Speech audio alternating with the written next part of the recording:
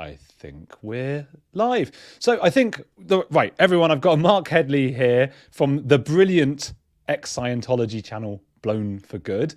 And I think we're going to go into your story, Marc, properly in another time, I think. But you're an ex-Scientologist and you have a tremendous amount of leaked behind the scenes emails and information, which we will get into today. Now, obviously, South Park is in the news because of their parody of Meghan and Harry. They've never been afraid, South Park, to satirize the rich and powerful, from Mel Gibson to Kanye West. But I think their most controversial moment of all was the whole Tom Cruise episode. So I thought we could go into that today. And I would just say to everyone who's here, welcome everyone, edge hogs, all you people, and make sure there is a link. Do go and subscribe to Marc's channel, Blown for Good. He deserves it. Marc, welcome to the channel. How you doing? I'm great. Thanks for having me. You're very welcome. This is long overdue. We needed to do this. Tell me a little bit about, do you remember that episode? Like, what, for anyone who hasn't watched that South Park episode, what can you tell me about it? Okay, the episode is called Trapped in the Closet. And I think it came out in 2005. I escaped from Scientology in January from 2005. And I want to say, I think it came out a few months after that. And when I watched it, I was in shock. Like I'd been in Scientology my entire life. I was at the international headquarters of Scientology for 15 years, and I knew nothing about what they were talking about in that episode. Like not a single thing. Wow. What do you mean? Because even I think I knew that, or maybe I didn't know either, the Xenu stuff. The Xenu stuff, when you're in Scientology, and a lot of Scientologists do not know this. So if there's Scientologists watching, we're about to talk about OT level 3. So Scientologists do not know about this. You learn about it on Operating Thetan level 3. So on the Scientology bridge to total freedom, you have these different counseling steps that you have to go through. And OT3 is probably $200,000 up the chart. Oh, wow. Yeah. So South Park really were screwing Scientology out of a lot of money by revealing all this stuff. This is all about money. This is not about, anything else. And also, if you were in Scientology and you thought that this was crazy, well, that's what Scientology is worried about. Even when you pay the 100 or 200 G's and you get up and you find out about, there's and this is what they'd say on South Park, there's an intergalactic warlord named Lord Xenu who brought billions of beings from his overpopulated galaxy and brought those and dumped them in volcanoes on Earth. And then that's what we have hundreds of thousands of those. Every person on Earth has hundreds of thousands of these things called body thetans attached to their body. That's what Scientologists actually believe. And that's what it said on the bottom of the screen. That's right. It says, Scientologists actually believe this. So if you were a Scientologist and you're watching this, you would be like, that's so crazy. Because obviously there's no way that's what we believe in. Because they really didn't know about it. It's not really a thing in Scientology until you get to operating level 3. What sort of percentage of Scientologists, I guess you'd have to speculate, would be at OT3? I would say not even 10%. Oh, wow. Because that's so funny. It's one of those moments in culture, I guess, where we all misremember things. That I think they call it the Mandela effect, because a lot of people believe he died in jail or something. And they say, so I feel like I always knew that about Scientology, but obviously I didn't. But also people out Scientology do, because it's in pop culture. It's being traded. But it's because of South Park. That's why I know. Yes, it is. It was out on the internet before that, but South Park, put it into the mainstream. And in actual fact, the internet is what made it more known than anything else. So when Scientology would have leaks like this in the past, they would send private investigators and they'd just shut that person down and silence them, and then that'd be the end of it. And since the advent of the internet, they have no way to make stuff disappear and make stories go away. And then they just live on. And then, South Park does their episode, and then and I'm pretty sure now, if you know anything about Scientology, you know about Lord Xenu. Like, yes, you do. Now. Yeah, now these days. And And I'm a big fan. There's this thing called Xenu is my homeboy, and it's like a picture of an alien doing just something funny. And I actually bought the domain for that. So I'm going to start selling Xenu merch it's a website called the SP Shop. And we sell Scientology merch to support our foundation that helps people escape from Scientology. Oh, well, that's great. People should get on that. I'm just getting slightly distracted by the chat. People are saying that Mark's audio isn't loud enough, but I did just turn it up on my from me. So let me know, people on the the if it's. I sound amazing on my end. You look amazing on my end, Mark. But it is an incredible thing to think about, because as I say, we all thought that we always knew that forever. But not only did I obviously not know that, because I wasn't on the internet much in the early 2000s, really, and so of course I didn't know it. Most people didn't, and it's a really interesting thing, I guess, because you're right that most Scientologists, or ex-Scientologists, I should say, that I speak to, very rarely mention Xenu. It doesn't seem to be a big part of Scientology life, and that's quite common to cults, that there's this sort of secret stuff at the center of it, the folklore, that doesn't actually matter all that much. It's more about just getting people in and getting people to sign up for secret stuff that they don't know about. It almost didn't matter if it was Xenu. It could have just been a squashed tomato or whatever. It doesn't matter what the folklore at the heart of it is. Do you know what I mean? Yeah. The thing that I was going to say is that when you're in Scientology, L. Ron Hubbard says a lot about a lot of crazy things like aliens and past lives, and there is a lot of crazy stuff that happens. So, and you hear about that and you read about that, and he does lectures and you listen to it. But he never, ever, ever talks about this Lord Xenu guy in the lower level stuff. So even when you hear so I watched it, when I watched the episode, it was right after I had escaped, and my wife was OT level 5. So she was 2 levels past where you find out about Lord Xenu. So she knew everything. She knew all about it. And so when I watched the episode, and also in Scientology, they tell you that if you hear the Lord Xenu story early, before you're ready for it, before you've gotten to that level, then you will get pneummonia and you will die. Oh, wow. So there's probably people watching this now, yes, going like, absolutely. "Oh, better turn it off. I got to turn it off quickly." Yeah, that's why I gave that little spoiler alert earlier. Like, warning, Scientologists, if you're watching this, we're about to talk about OT level 3, because it's almost disrespectful to them. They think they're going to die if they hear me say these things, and then I just pop out and say them, and that's like, hey, I'm going to die now. Anyway, I watched the episode, and I looked over at my wife, and I was like, is this for real? And she's like, yeah, basically, that's pretty much it. And I thought... She hadn't told you before? No, because it's insane. Anyway, but then that night, when I went to sleep, I couldn't sleep, because I thought I was going to die. I was going to get pneumonia. Oh, no. That's that thing, isn't it? It's like both, you don't know, it's not real, like, but this you is feel crazy, like it is. But if it is real... Anyway, so then... When I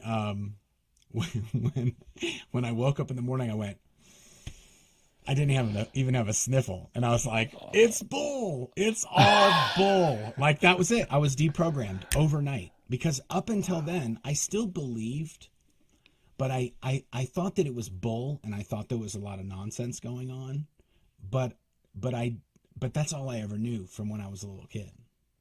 Wow. So it's hard to just dismiss that. Is my audio good now? No one's saying anything anymore, so I think it must good. be good now. Okay.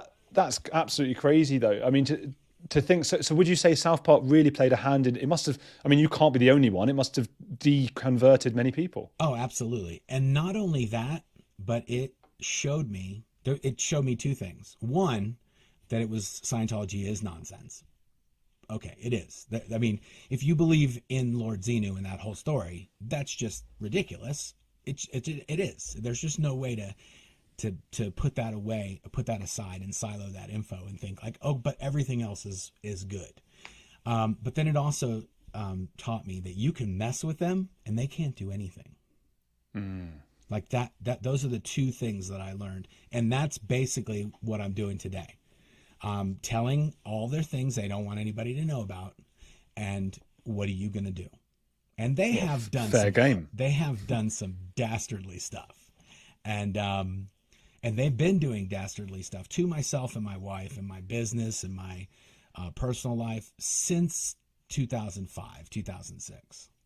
And now that I have these spy files, these internal dossiers from their spy department, the Office of Special Affairs, I have over 5,000 documents, including intercommunications between international management and David Miscavige and RTC, and back and forth, specifically about targeting ex-members and journalists and people on YouTube and people like that exposing Scientology. Wow. I just say that there are people on the side still, they're saying that it still is a bit low. It doesn't sound low to me. You want but me maybe to turn my audio they're saying on? I think they're saying it might be just coming out of one side. I got it all here. How about now? I'm going to turn it up. If you, I think it might. Do you think it's possible it's coming out more one side than the other? No, because I'm hearing it slightly more in one headphone as well. Now? Yeah, it's still more in one headphone, but well, let us know how it goes. People on the side, I guess they will. Oh, well, Claire says Mark's audio is fine. People are complaining about nothing. Yeah, it's called, I just learned this today. It's called concern trolling. Oh, they're not concern trolling. They're just, I don't know. No, I just learned about it. Oh, your audio. I mean, your videos are great, but if your audio was better, I would probably subscribe. That's not going on. I think these are your biggest fans who are in the chat right now, Mark. They love you.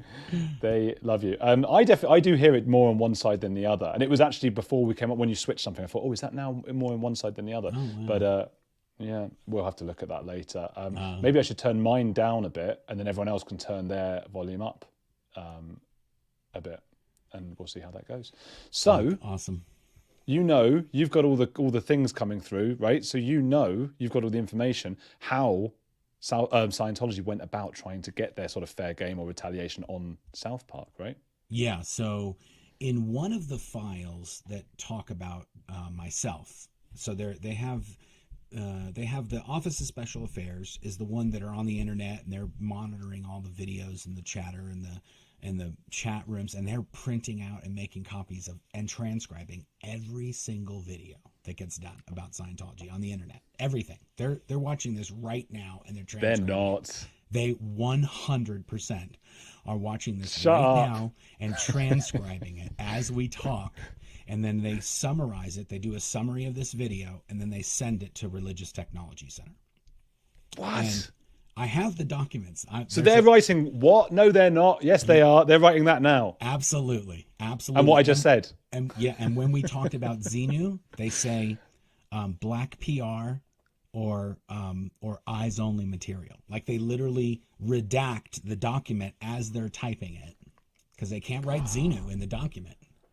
That's so their every time moneymaker. I say Xenu, it says black PR, which is black propaganda. Like they pretend like it's not real. And some of the people that are working for them on the internet, they don't think it's real either. So they literally think I made this whole story up. I'm making this all up. I'm just lying and spreading lies about Scientology. They think we're bad people.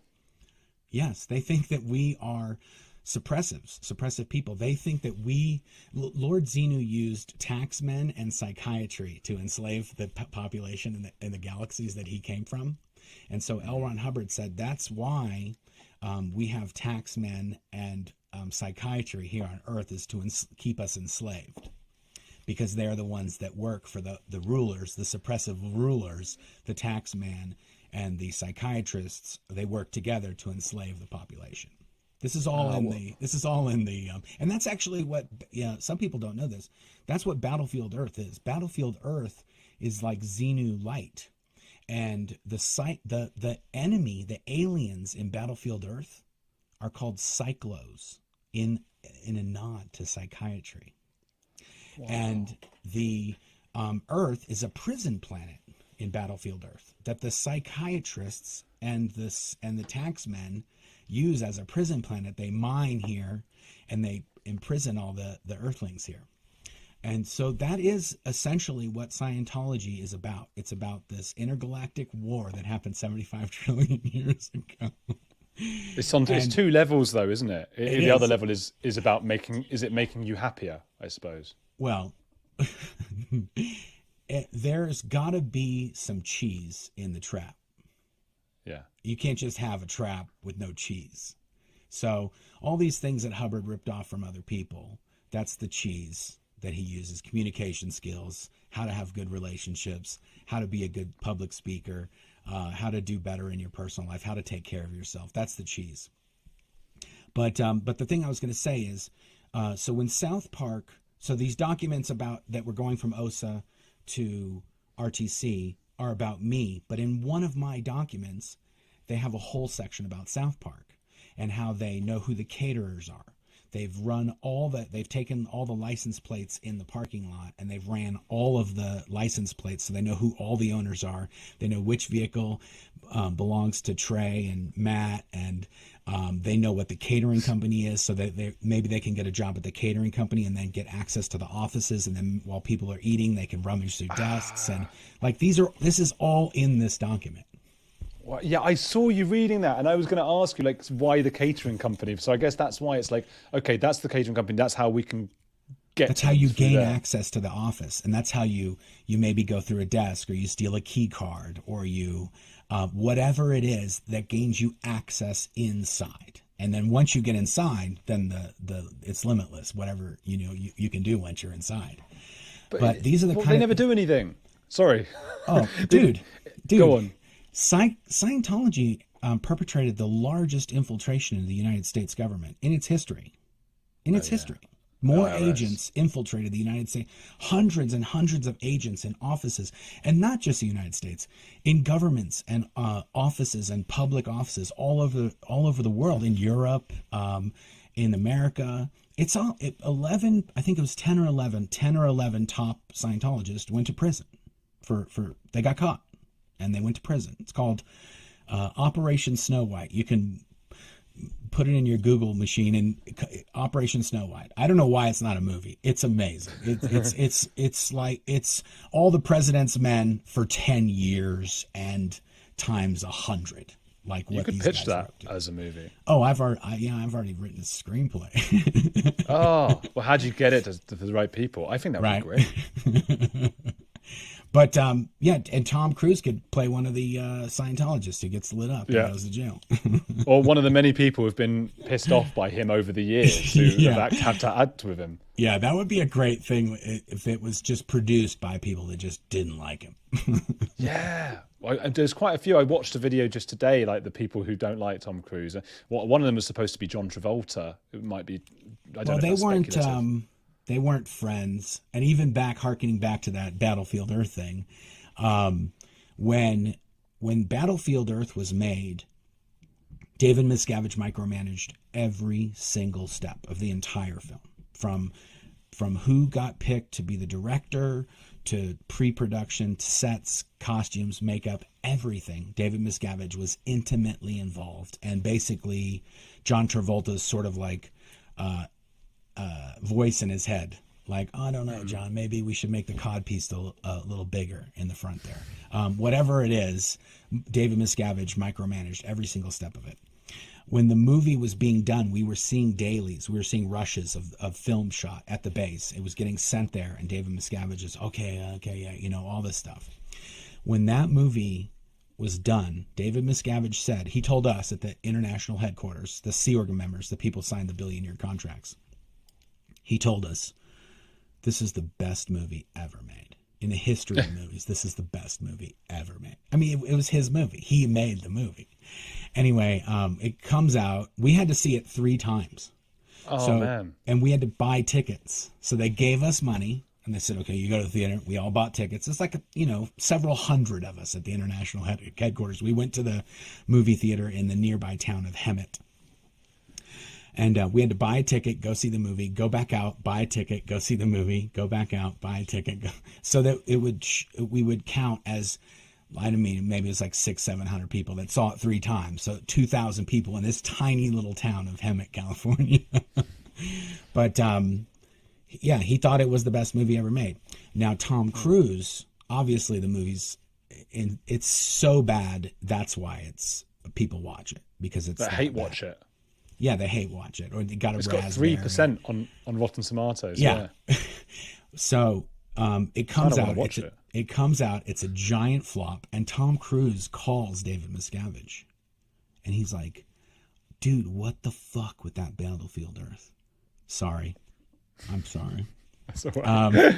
We'll get away with once. Okay. He says, what the hell with that Battlefield Earth? And then Dave Miscavige says, I know, John Travolta, that sea sucker.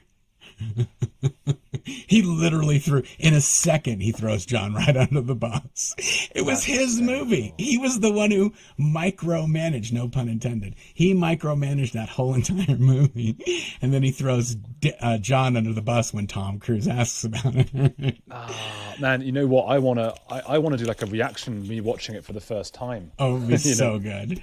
And there is, I don't know what it's called, I think it's called Riff Tracks. There's some place where they kind of do like a summary of the movie, and that it's a funny like take on it. But there's all kinds of videos out there on Battlefield Earth that are utterly amazing. That's hysterical. Well, anyway, going back to the South Park stuff. Look, the reason that I got back onto this obviously was the Meghan and Harry stuff. And I think something you said before was quite interesting, that you realised there wasn't much Scientology can do. I guess they didn't make much headway with South Park, and I'm just Meghan and Harry can't look at them and go, oh well, they did, how can we follow the blueprint? There's nothing. Yeah, and that's kind of the crazy thing about Scientology these days is they used to have a reputation for instigating and litigating anything that happened in the media and the press, people speaking out, whatever. They never do anything. It's a lot of noise, a lot of talking, a lot of threats, but nothing ever comes of it. And the people are just like, whatever. Like, you sent me a 19-page PDF. That's it? Okay. Thanks for the 19-page PDF. See ya. So they haven't won. I think somebody said they haven't won a trial like that they have initiated in like 25 years. When they get into it with somebody, and the last time they did actually sue somebody, they ended up writing her a multi-million-dollar check. Wow. And that was what was that for? A woman named Debbie Cook, who had escaped. She had signed an NDA. She had escaped from the Hole, which is like this prison camp they had at the international headquarters. She escaped from the Hole. She left Scientology. She signed an NDA. They gave her a ton of money. And then years later, she just said, no. And she started talking. And then they sued her again. And then they wrote her another check. Because she started telling everything that happened to her. And they were like, whoa, stop talking. And they wrote her another check to keep her quiet. And that's the thing that they either threaten you, they bribe you, or they pay you. It's one of those things. They're going to do that to shut you up. And what did they do with South Park then? Tom Cruise was all these I think it's Mission Impossible. Yeah, all these Mission Impossible movies are being produced by Paramount. Paramount owns South Park, and so they told him, "You guys got to you got to turn this off. You got to turn this off." I didn't know that. Yeah, and South Park was like, "No." And they did something like they said they weren't gonna re-air it, or there was some kind of like compromise somebody made somewhere that was really just nonsense, because they ended up re-airing it anyway. And what an award! Oh yeah, no, it's amazing, and it's aired probably 10,000 more times since it aired originally, and it's on the internet, and it's just, come on. So, but so that's the thing. Like, you go, well, Tom Cruise is arguably one of the highest paid actors, producers in Hollywood, and he's partners with Paramount, and they can't even get this little cartoon to not be on the air. Like, yeah, really? Like, if you can't make that go away, what are you going to do? What are you going to do? And here's the just because we're talking about South Park and it's Lord Xenu and all that other stuff. Okay, let's just pretend it is true. Let's pretend the South Park episode, all the stuff they talk about, Lord Xenu, all that stuff. Mm-hmm. Let's pretend it's true. It's true. There is this Lord Xenu. He brought all these people here.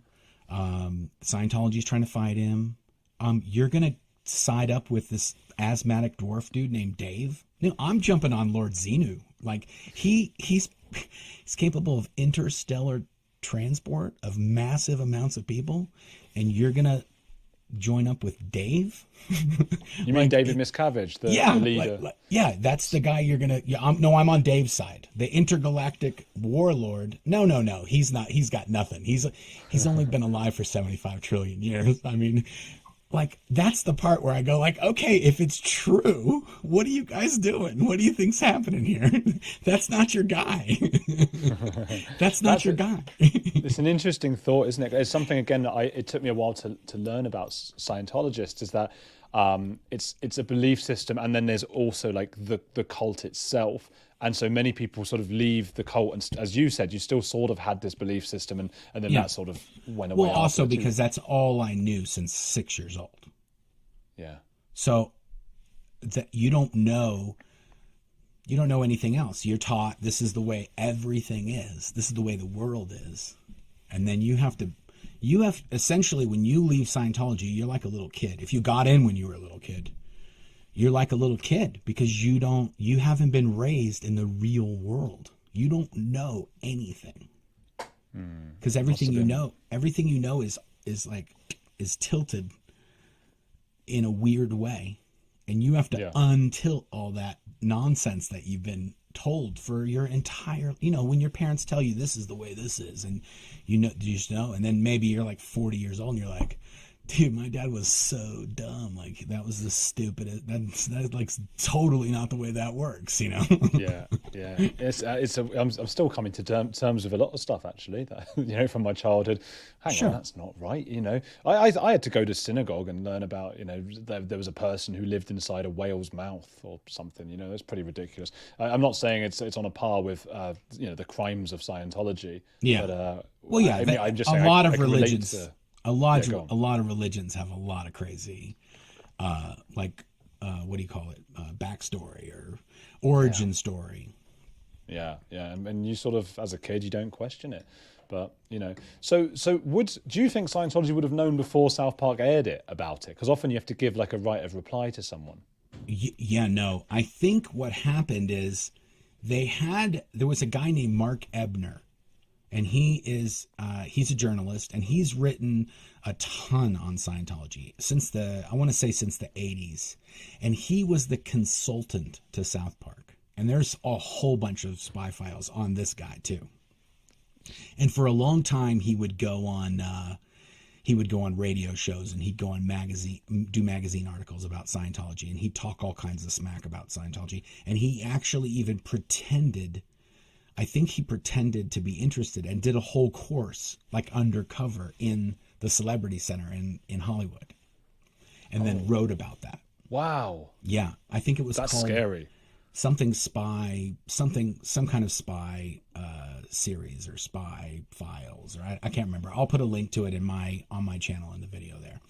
But so they had an idea of this thing that was going on. But I don't think they knew enough to know that it would be that big of a deal, because South Park takes shots all the time at lots of people, but I don't think they thought. I haven't found a file yet that indicates that they knew it was going to be just an entire episode of epic proportions.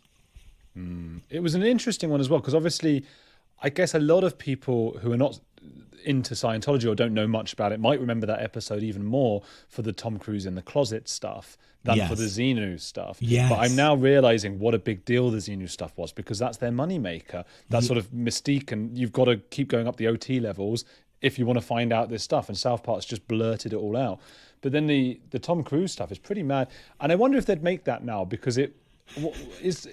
Do you think the closet had a double meaning? Because obviously it means he's gay and they want him to come out. And John goes in the closet with him, and then R. Kelly. R. Kelly goes in the closet with him, and he starts singing about it. See, that's the funniest thing to me, is whenever I think of that episode, I don't even think of that. That's just funny. It's just funny to me. The thing I latch onto is the Xenu and that whole, oh my gosh, that's so, because it's just like, I don't know. It would be like if that was your if that was your secret scripture that you had locked away, that you get Yeah. all this money up for, and then when they unlock that level, they get to hear that scripture, and you just gave it out for free, you cost these guys billions of dollars.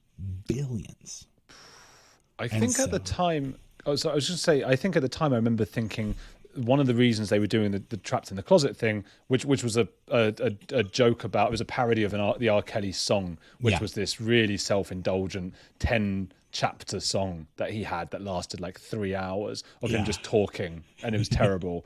And then I went in the closet. And now I'm in the closet. We're all in the closet. And I got out my gun. It's just sing talking. That's all it is. Yeah, really weird thing. And it just suddenly gets aggressive, and he's getting out an arm. All this stuff. It was just mad. But what was I going to say? He was making fun of all those people. But I wonder. I think I thought at the time that the reason they were suggesting Tom and John were gay is because there were some people suggesting that the reason that they were in Scientology still, which I don't think is true anymore, is because they were gay, and Scientology was sort of holding that over their heads. If you leave. Yeah, I don't think that's the case at all. And now that I've sort of over the years come to see what Scientology uses against you when they try to attack you. And I think, in my opinion, John Travolta genuinely thinks that Scientology has helped him in his life, and he just ignores all the bad stuff, focuses on the positive, and that's how he lives his life. And and the times, I met him a few times when I worked there at the International. I actually gave him a tour of a studio that we built at the International headquarters, a film studio, and all the production facilities. And I gave him and his wife, Kelly Preston, a tour of the entire studio. And then I also met him when we were doing videos, on the DVD reel. We shot a bunch of videos, like behind the scenes stuff for the Battlefield Earth DVD. Right. And so he's genuinely a nice guy. And because Tom Cruise was my auditor when I was in Scientology. So when you do Scientology counselor or Scientology training to be a Scientology counselor, if you're going to do the OT levels, you also have to train to be able to audit somebody. You can't just do one. You have to do both, even if you're Tom Cruise. And when Tom Cruise was learning how to do his counseling, I was his guinea pig at the International headquarters. That's incredible. So I spent time with both of them. It's genuinely my opinion that John really believes it's helped him, and he is a better person because of it. Tom Cruise 100% knows that him and David Miscavige are the two number one important people on the planet. They both know that. That's why they're buddies, because Tom knows he's like, and he even said this. He said, "What? Yeah. He said, LRH, this is Tom Cruise. LRH is here, David Miscavige is here, and I'm here." When did he say that? He said it. David Miscavige told us that this is what Tom told him. When the whole was happening at the International headquarters, David Miscavige is like, "You guys need to confess to this, and you need to confess to that, and da da da da da da." Yes. And then he comes back in a few hours later. He goes, "I just got off the phone with Tom, and I told him about you guys and how you won't confess your crimes. He says he's going to come over here and kick your butts himself if I need him to." It might be made up, because David Miscavige does have a history of, particularly around the whole stuff. He was making stuff up. I just want to interject on John Travolta, because what you're saying does ring true with what everyone says. Tom Cruise, maniac.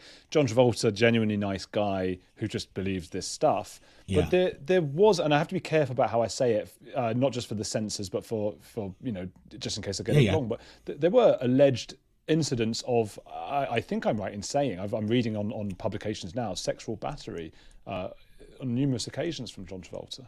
Oh, I've never heard that. I don't know anything about that. Masseurs, yeah. So I'm just seeing now, it's Daily Mail, Vanity Fair, CNN. So if anyone's on other males, yes. Well, I mean, I have heard rumors that his thing is like he likes to turn straight guys. That's what I've heard. Huh. So well, there you go.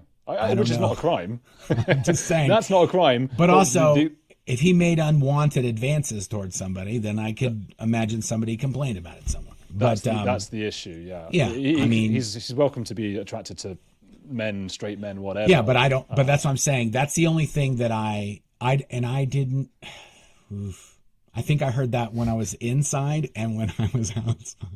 And that's another problem sometimes I have is I remember that I've heard things and I don't exactly, I remember, oh yeah, this is exactly what I heard. I just don't remember if Dave told it. So that's, you're right though, because Dave would tell these stories and you're like, is he pumping it up? Is he exaggerating it to make it a better story? Because it's not. I think that John much Travolta said that to the masseur, pumping it up. Sorry, everyone. That's all on you, dude. That's all. I'll take the hit for that earlier, that F-bomb. But that's all. He said that as well. Take the hit. No, don't leave everyone for my terrible jokes. Oh my goodness! Is this how they do it over there across the pond? He said that as well, John Travolta. No, this is endless. It's endless, isn't it? Everything you say now sounds like something John Travolta told a masseur. No, all of that is alleged in case, whatever. My goodness. This went off the rails really quick. Sometimes this is what happens when I get live with Aaron Smith-Levin over at Growing Up in Scientology. When it goes Aaron's sideways. dirty. When it goes sideways, we go up on two wheels. We go like really hard. Yeah, that also sounds like something John Travolta. No, right, I'm done with that. Let's move on. Tom Cruise, because we're going to go for another 10 minutes, I reckon, here, and then we're going to go to your channel. Oh yeah. He was auditing you. What the hell? What was that like? Were you starstruck? It was so funny because they told me Marty Rathbun, who used to be like a real top, he was number 2 right under David Miscavige, and he was in RTC, and he said, "Listen, Tom Cruise is going to be your auditor. You don't tell your people you work with. You don't tell your family. Nobody knows. You don't tell anybody. The only person that knows that Tom Cruise is your auditor is Tom Cruise and you. That's it. Nobody knows." And so I'm like, oh my gosh, this is going to be weird. Yeah. He had just finished shooting Days of Thunder. Okay. Nicole's running around. She's brand new. She's young. They're like in the honeymoon phase. He just divorced Mimi Rogers. He's now running around with Nicole. They just shot a race car movie that's going to be amazing. He's got that long kind of wavy hair. Oh yeah. And handsome stage. Yeah. And I'm just like, I'm a young Scientology kid. And and to be fair, we didn't think he was really going to be in Scientology. We heard, Mimi Rogers, she was in Scientology. Her dad was a very famous Scientologist. She's dating Tom Cruise. Oh my God, Mimi Rogers got married. And also I heard this. I don't know if this is true. I know David Miscavige was the best man when he got married to Nicole and when he got married to Katie. But somebody told me he was the best man when he got married to Mimi Rogers. I don't believe that, but somebody told me that. But even that he was the best man at 2 weddings, that's kind of weird. The whole thing is weird, yeah. It is anyway, weird. So and he went on the honeymoon. Are you? And he went on the honeymoon too. Yes, that's creepy.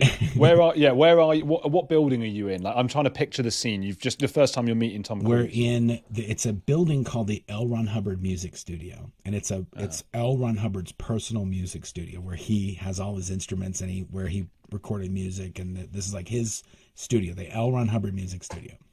Okay. I don't think he actually ever recorded anything, but his music was recorded there. Anyway, there's a conference room there, and it has knights in armor, and it's like made up like the knights of the motif of the conference room is like the Knights of the Round Table. So it actually has full suits of armor, has a giant table. It's all made of 4x4 stakes of wood, and the chairs are like and steel, and the whole 9 yards. And this big giant table is the auditing table, and Tom Cruise is sitting there, and we're on an e-meter, and we do the whole thing, and it's all in my book, Blown for Good: Behind the Iron Curtain of Scientology. You can get it at blownforgood.com. But and this is the craziest thing. If you are in Scientology and you're a counselor and you're auditing somebody and they fall asleep while you're doing the counseling, that's sort of like the ultimate sin of a counselor, is to have somebody, like, you're asking them questions and you're trying to do a session and they go, and they pass out. Yeah. I did that in the first session. You fell asleep while Tom Cruise is auditing you. I fell asleep while Tom Cruise was auditing me. And what's he saying to you? Like, is he saying things in a hypnotic way almost? Is that no, it's just so boring, and I never got any sleep. Well, yeah, people didn't sleep, did they? Yeah, when you're in the thing. Sea Org, you I mean, 6-7 hours is like, wow, dude, you are a lazy person. How did you sleep for 7 hours? So yeah, I would say I probably got an average of 4 to 6 hours of sleep for 15 years. Okay. Wow, that's insane. I wonder what that would do to you. Margaret Thatcher did that 4 hours a night, I think. Yeah, that's what I got. You telling me that's what I got to look forward to? Margaret, I'm gonna be like a Margaret Thatcher looking dude. Unfortunately, she, I think, had quite severe dementia. Oh, in later really? life. It doesn't mean it will happen to you though. So, man, that's a bummer, dude. How did you? I was pretty excited about this until. Yeah, you could lead a country, but there's a downside of it, of course. Yeah. So what's he's sitting there across from you. He's probably got a very intense stare because he just has no other way of staring, does he? Well, he's also one of those double handshake dudes. You know, like Of course he he is. grabs your wrist and your your forearm and the hand, and it's like it's Your like, head. It's no. I'm saying it's almost a hug. You know, it's like Wow. this is a hug handshake. Come on. Yeah. Brad Pitt said that about Tom Cruise. He did.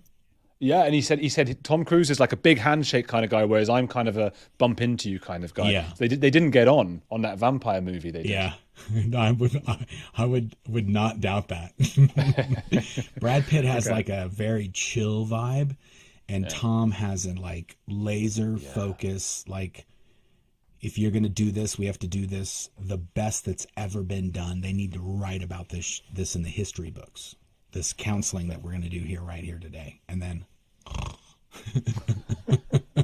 Man, so then he's giving you the big handshakes with about 50 different hands all over your body, and then what's he saying to you across the table? Well, because I fell asleep, that was a big flop. I got in a lot of trouble for that. You must have felt terrible. Yeah, I was on the night shift, so I worked at night and I slept during the day, and my boss was on the day shift. So she was the day shift, the boss of what I did. I was a cassette quality control. And so I checked the cassettes after they were replicated, L. Ron Hubbard lectures. And so my boss had to go on the night shift, and then I had to work during the day and get like 8 hours of sleep every night. And they had to bring me all these really nice meals and everything, and so that I wouldn't be tired and fall asleep while Tom Cruise was out at me. So How often would you do it? every day. You have to do it. Well, five days a week, like Monday through Friday, and then I think. Sorry, Mark. This is the weirdest thing I've ever heard. Yeah. This is. I don't think you must be desensitized to it to an extent because it happened to you. But Yeah. this is what. And people get angry when I say this, but he's one of the most famous people in the world who happens to be basically the face of the biggest cult in the world. Yeah. And every morning you're getting up, right, seeing him, and Tom Cruise is angry at you because you keep falling asleep. It would be after dinner. This is mad. It would be after dinner. So I would work all day, and then after dinner, I would go to study. And so nobody knew where I was going. So that's what I was told. Like, oh, you're going to go study. And everybody studied for 2.5 hours every day. Everybody was supposed to study for 2.5 hours or get counseling for 2.5 hours. So when I would go off to study, I would go to the music studio, and then that's where I would do my sessions with Tom. But he would. It's all in my book. But also one time, there's a check you do on the e-meter to make sure you're ready. So you when they say, "Are you tired? Are you hungry?" You say, "Yeah, no, I'm good. And then they do a test. And if you can't pass that test, you can't do the counseling. And it just means your body is, because you can say you're not tired. You can say that you've eaten enough and all that. But they do this test, and your body lets this meter know that it's ready. And I wasn't ready. And then I was like, oh man, this is going to be a problem. And Tom Cruise is like, did you take your vitamins today? And I'm like, dude, did I take my vitamins today? Like, I haven't taken vitamins yet, like this life. So he's like, you haven't ever taken vitamins? And then he said, oh, there's a trick we can do to get you good for the meter. And I was like, what? How does this guy know a trick? He's like a newbie. He's like, you got to eat bee pollen. And I'm like, bee pollen? Are you like, I didn't even know there was a thing called bee pollen before that. Anyway, he took me on his motorcycle to the canteen we had on the property. And I was told nobody can know about this guy being your auditor. And when after we would eat dinner, the next crew would eat dinner, the international headquarters, like the management people would eat their dinner. So we're going down to this canteen that's in the dining hall, and I'm on the back of Tom Cruise's motorcycle, and we're driving through all these people to go to the dining hall, to walk into the canteen that has 50 people in it, and we're going to go in there and get some bee pollen. This is like day 2. This is like day 2 of getting audited by Tom Cruise. And I'm just like, oh, like this is totally on this dude. Like he brought me here. He's the one getting the bee pollen. And I'm on the back of the motorcycle riding biatch, you know. I'm just like, this is all on you, Tom. There's no way I'm taking a hit for this one. Wow. That is just the most, you know, talk about the motorcycle diaries. That is a whole different take on it. The time I was on the back of a motorcycle going all over the place in Scientology. Oh, I got a great back of the Tom motorcycle Cruise. Story about Tom Cruise or John Travolta that we'll tell over on my channel. Let's do that, right? Everybody, we're going over to Blown for Good. And when I end this, you should, it only works about 20% of the time from what everyone's telling me. Should I go live over there now? Well, I'll go and meet you on there, and then we can go live. But it'll get people over there, and they can be in the waiting room for like a couple minutes. Okay, so just wait. It'll just go to my but even if I'm not, it'll just be on the channel, and then it'll show. It'll go to the video, and it will say like any minute kind of thing. So everyone, it will go over there, and if you're watching this later, not as the live stream, I'll have a little end screen thing up here taking you to the box, so you'll be able to see that. We'll see you over there if you want to hear that John Travolta motorcycle story. Thanks everyone, and go to Blown for Good. See you in a bit. Thanks, man.